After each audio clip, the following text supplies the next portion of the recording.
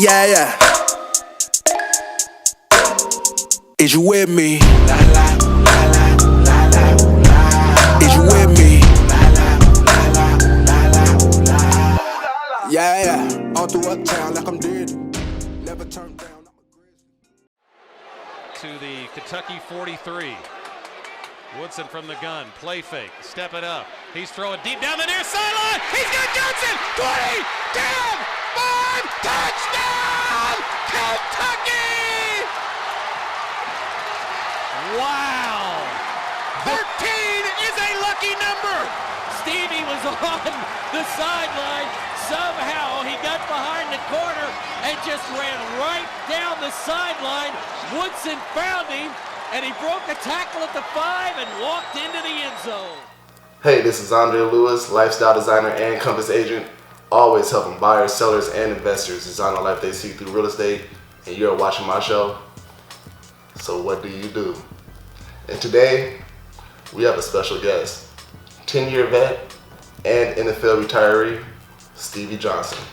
He's caught game-winning touchdowns for the University of Kentucky, was drafted back in 2008 by the Buffalo Bills, and Stevie Johnson is the only wide receiver in Buffalo Bills history to have 3 years consecutive with 1,000 or more yards receiving.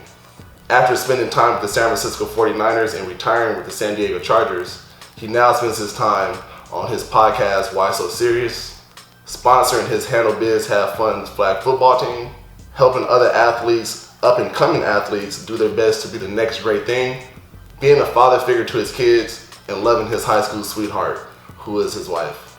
And I'm excited to see what Stevie Johnson do life after football.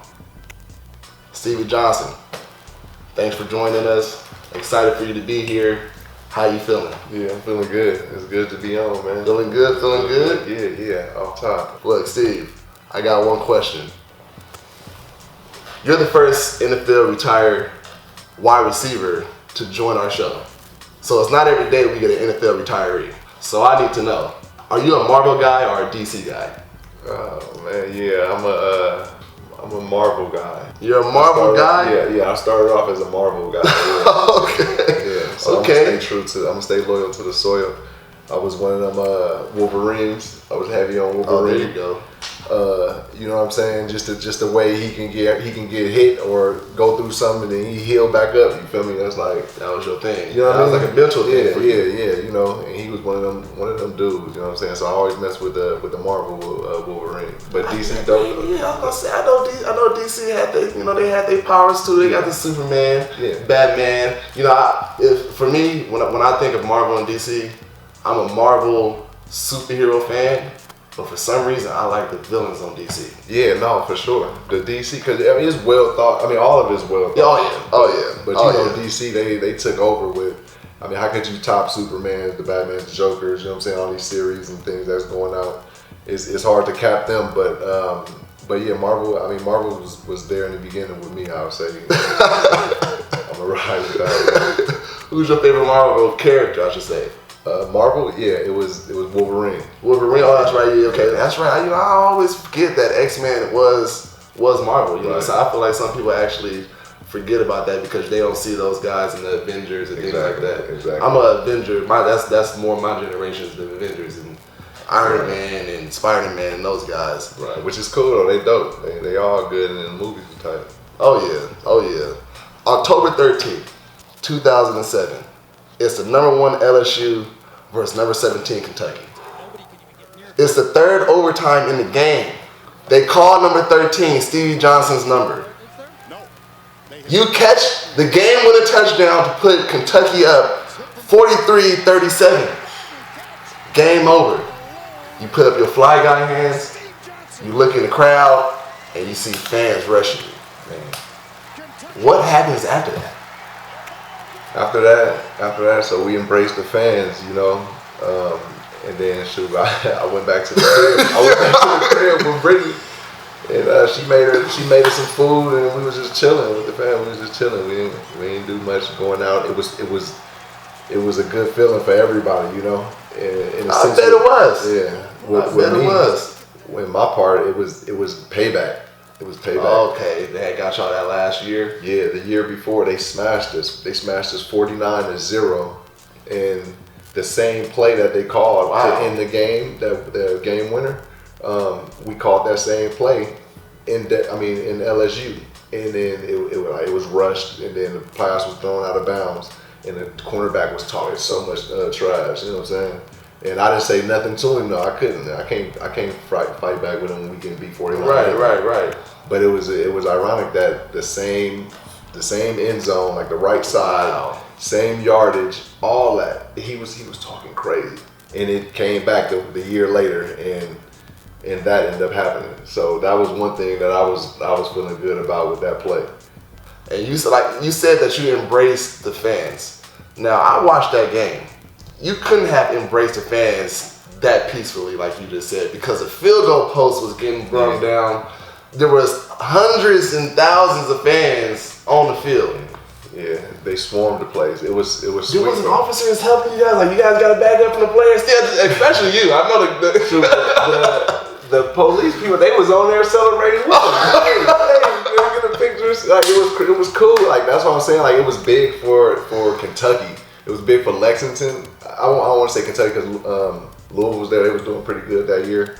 But just for us to be the #1 team, it gave light to our football program, and for the world to see like that blue they got some boys out there, you know. Yeah, there you go. That's that big blue nation. Yeah. Mind you, like that week, my rims got stolen off of my car, so I was frustrated. So you was thinking it had to be one of these LSU fans. So I'm like, nah. Whoever took my rims, they watching this game. You know what I'm saying? You can keep them rims, bro. I'm going for something bigger than this, than rims. You know what I'm saying? So that was more motivation and fuel for you. Yeah, it was that, and then you threw up the fly guys. So before that, there was no fly guys, right? But in junior college, Houston Lillard, he was my quarterback in junior college, and he the one who gave me that fly guy mentality. Hey, look, we throwing up wings. You know what I'm saying? This is my boys, my family over here in the East Bay. But you know what I'm saying? You rep it too, because you got that it. And so he hit me up before that game. Was like, hey, y'all playing LSU, big game, huh? I was like, yeah. Make sure you watch. I got something. And then like that happened, and I threw the wings up. And once again, it was only just to say shout out to my JUCO brother, and it ended up taking off. You feel me? And it's like a way of life now. It's a mentality, you know. To be a certified fly guy. Yeah. He mentions his JUCO buddy Houston Lillard. Houston Lillard was also a superstar athlete, quarterback in the CFL down there in Canada. Younger brother, the Lillard name, I'm sure you guys just heard it, is his younger brother is Damian Lillard for the Trailblazers. So, you know, it's always love and support when it's, you know, athletes, and I feel like that athlete community always support one another. You will never get a bond like that when you have a friendship or build that bond in that locker room. Indeed. You know. What's the move? Yeah. Money calling, what's the move? Yeah.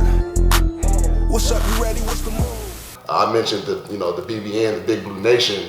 Not only were you a grandmaster sport athlete, you're also an artist. You know how to write musical lyrics. Your cousin YB, Rich Rocka, he was actually on the show a few weeks ago, and he mentioned that you had some lyrics. So we got online, we saw one of your YouTube clips for the University of Kentucky versus the LSU Tigers. Yeah. And it was dedicated, it was for Louisville. So it was another game with a touchdown. You came out with this song, Big Blue Nation. Yeah. What was the meaning behind that? What was the thought process behind that? So Dicky Lyons is one of my real good friends. He was a wide receiver, and he played into the part of we'll get to it later with the handle biz, have fun type of mindset. Okay. That's the type of player that he was. I seen it. He out there wilding, having fun. You know what I'm saying? He made football. It wasn't cut and dry, suit and tie type thing. You know what I mean? He made that fun. But he was like, yo, man, we need something different now. Like we got a new team, got a whole new aura around us. Stevie, you should say it right. Say it right. You know me, I ain't trying to say nothing. I'm gonna go in there and just handle my business, bro. And but I felt him though, cause I understood what he was saying. We had was this our first game? No, it was our third game. So we had a couple warm-ups, and then when the third game was big, cause Louisville, they beat us like 50-something to 21 the year before, and they had like Heisman hopefuls and all that. But we had a squad though. Wesley Woodyard, who still plays, the last one of our class, who's still playing in the league. So shout out to him. He was that linebacker.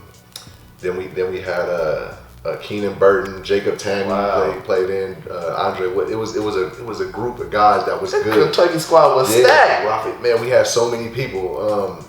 And he was like, yeah, do something different. Like, we always hear the speeches, the coaching speeches every time. Oh my goodness. I just said, forget it, man. I'm gonna do it. And I got up. It's about, you know what I'm saying? I just said that, you know what I mean? And they felt it. Once again, and something just exploded. That Big was just Blue Nation. Yeah, the Wildcats. Yeah, they took off with that. They love it. Soul is weak meat for Wildcats. We about to get it popping like Joker from way back. It's way more than touchdown, sacks, and field goals, y'all. We gotta study, do our work, and live strong. UK will live on. Yeah, we here. It's our turn. We about to take over for this year. Yeah, we got our whole town yelling Big Blue. It's true. I've heard babies yelling this too. Oh boy, UK, let's make some noise. Let's break these boys. And have our crowd jump for joy. It ain't just about putting on this white and blue. If one fight, then we all start fighting too. We like a crew. Better yet, call us a fan. There's no I on this team, cause we all a man. Now let's go. Is it true that you actually heard babies yelling Big Blue Nations too? Man, yes.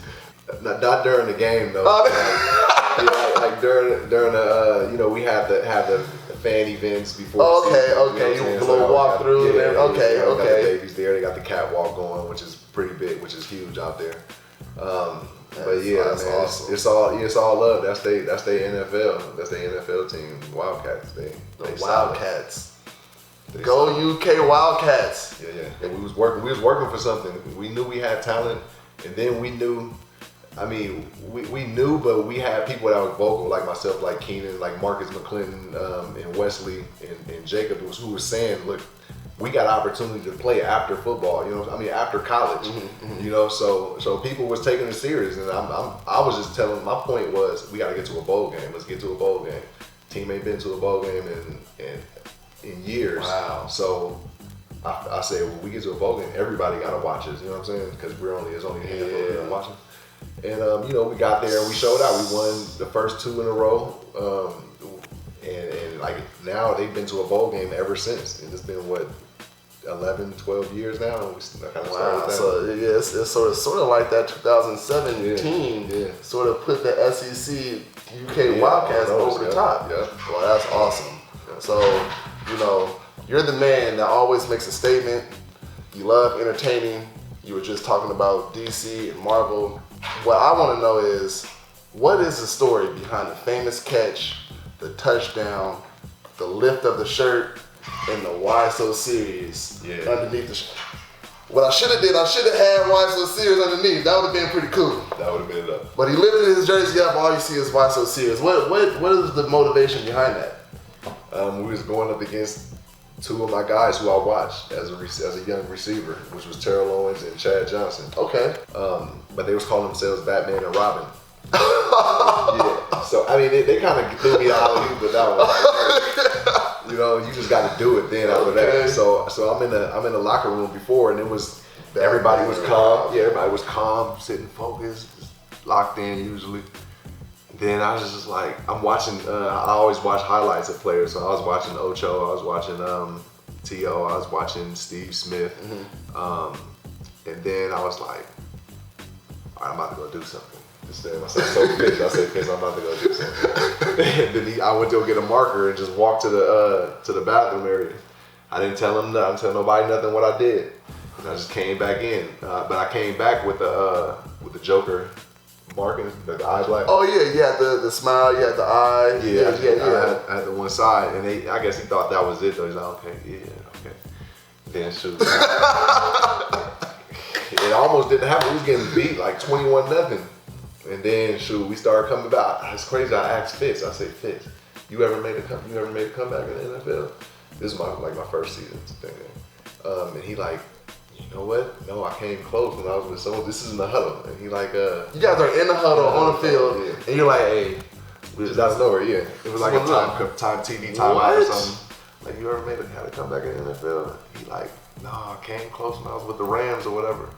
And I was like, man, let's do it now. He's like, let's go. And he was messing with me after that. He was like, oh my goodness. We went up, and it was just fun. It wasn't business, man. It was, I mean, we handled our business, but it was like, even at the time, we was losing, but it was like a different feeling with that offense. Like, we was dang near top 5 in offense. Wow. We didn't have the, I guess, defense at the time to match us, so it was tough for us. Now you guys definitely had a nice team. You guys would have Fred Jackson in the backfield, Brian Fitzpatrick.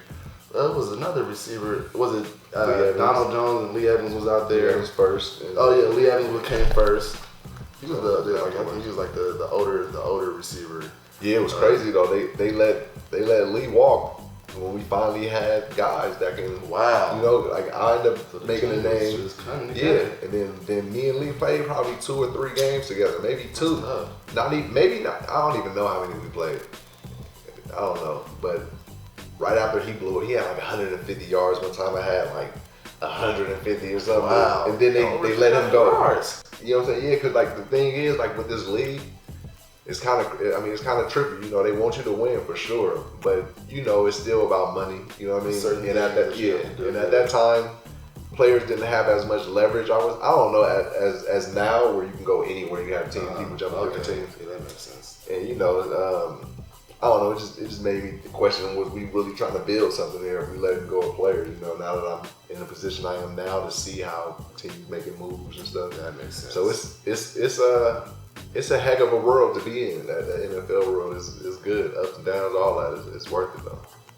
Well, that's good. You know, it's 10 years of you being a part of it. I'm sure you had a lot of ups and downs. You know, some trials and tribulations, but at the end of it, you was always handling your business and always having fun. Yeah, only roll fat, no skinny. Burn a whole pack, got plenty. Is you with me? Is you with me? Is you with me?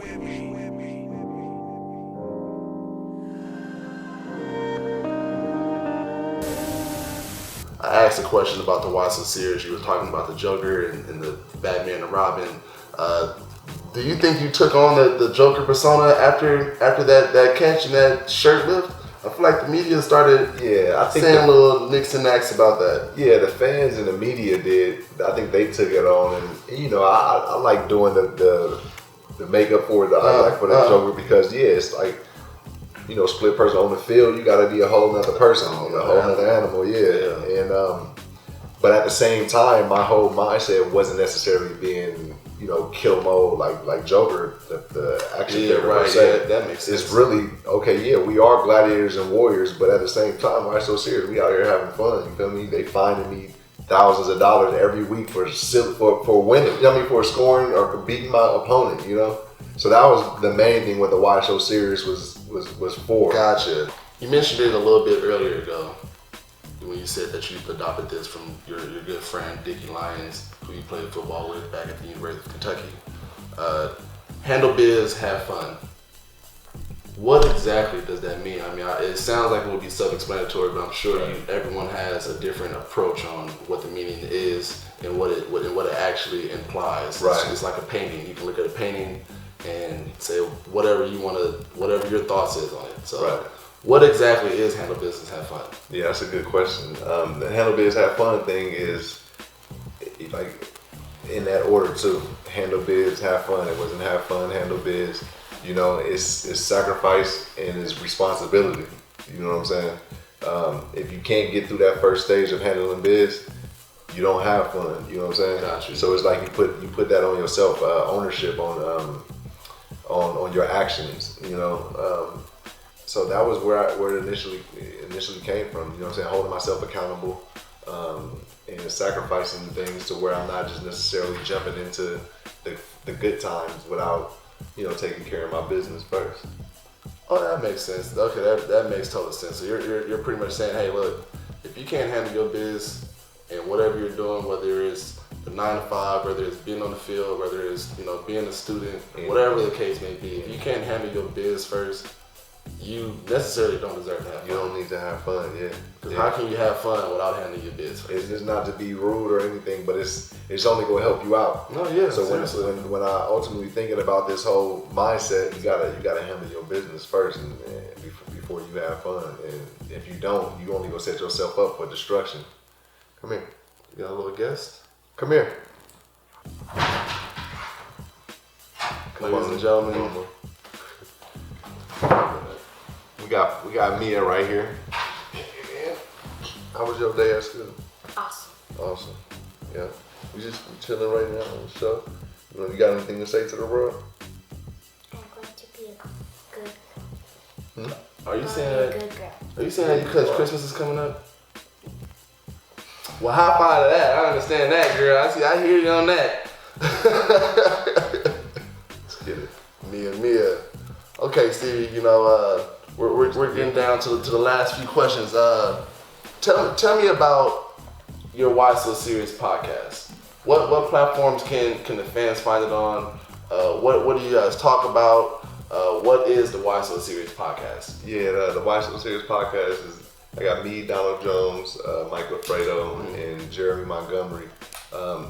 Basically guys in Buffalo. We talk about the Bills football, but not only do we talk about Bills football, because everybody else in that area is doing that. Right.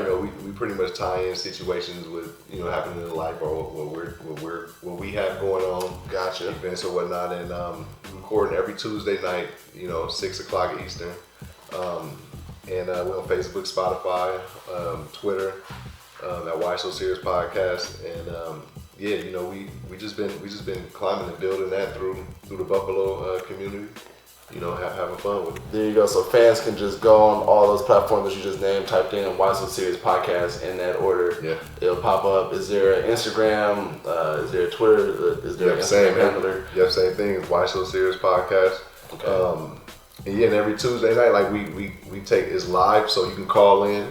Oh, there you go. Yeah, you can share opinions. We got our guy, Where's Will, who's always in the area. So if anybody in Buffalo seeing this, Where's Waldo? make sure y'all try to find Where's Will. He's always got heavy content, and he's our street team. So we got a cool team that we're building also out that way. So it's something to look forward to. That's awesome. No, that's awesome. It sounds like you have a little bit more time on your hands now. Yeah. After being in the NFL for 10 years, with you having more time on your hands, not having to watch film or get up for early morning practices, late night practices, taking these flights, you have more time to be a father, you have more time to be a mentor, coach.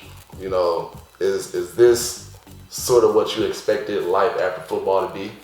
Yeah, man, it's definitely something that I was looking forward to, but the thing is, what I want people to understand is it doesn't just happen, Like you don't get out the league and then, you have events and you have speaking engagements, you have training sessions with the next generation.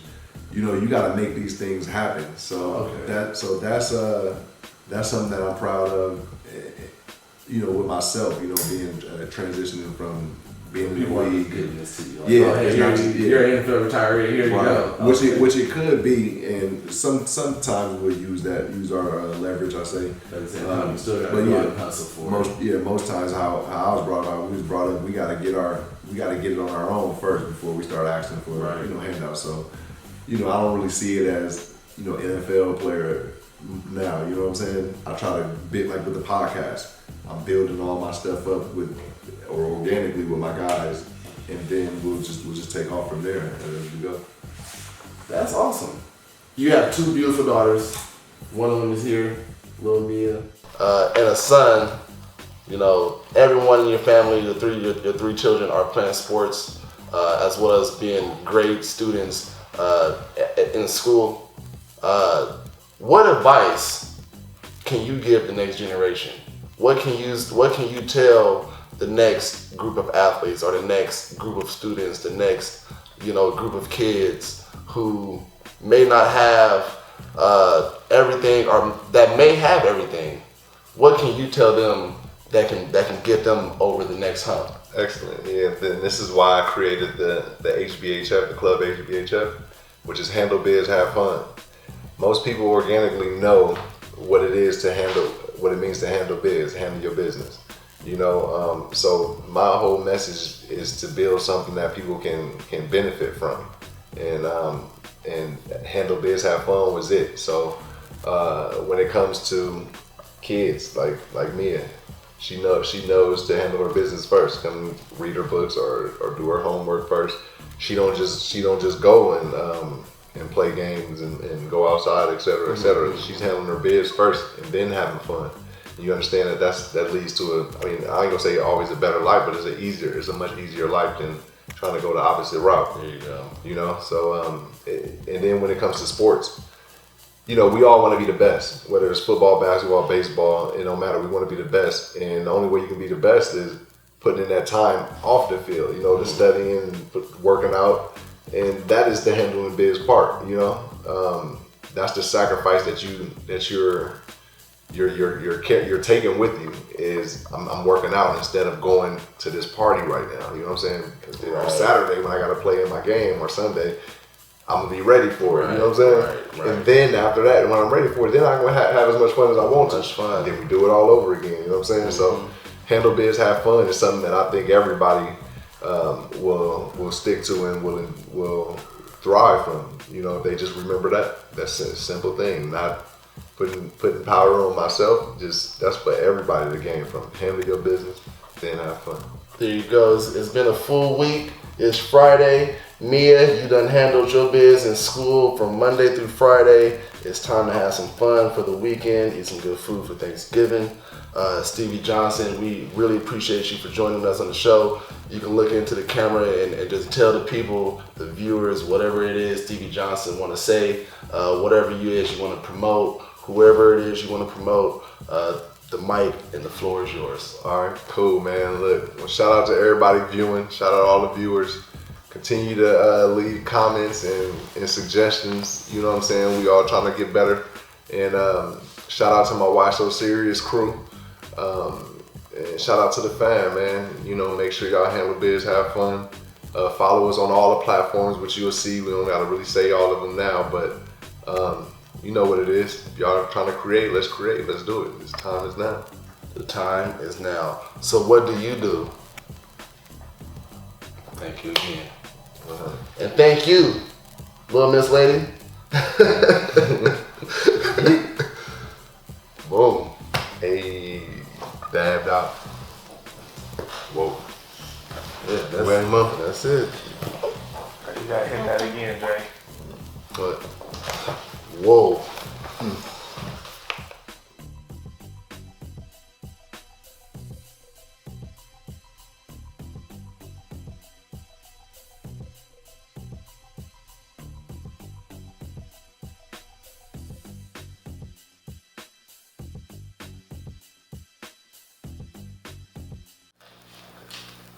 Hey, this is Andre Lewis, lifestyle designer and compass agent, always helping buyers, sellers, and investors design the life they see through real estate, and you are watching my show.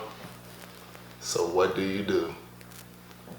And today, we have a guest, 10-year vet and NFL retiree, Stevie Johnson. He's caught game-winning touchdowns against the University of Kentucky, was drafted back in 2008 by the Buffalo Bills. Is the Buffalo Bills? Oh, you gotta run that back because you said he called me against Kentucky when they played for Kentucky. I did? Yeah. Like for the UK. I said he did. In Louisville. Okay. LSU. All right. Nah, I'm gonna say he's caught game-winning touchdowns for the University of Kentucky. And yeah, dang, I was so worried about the other stuff.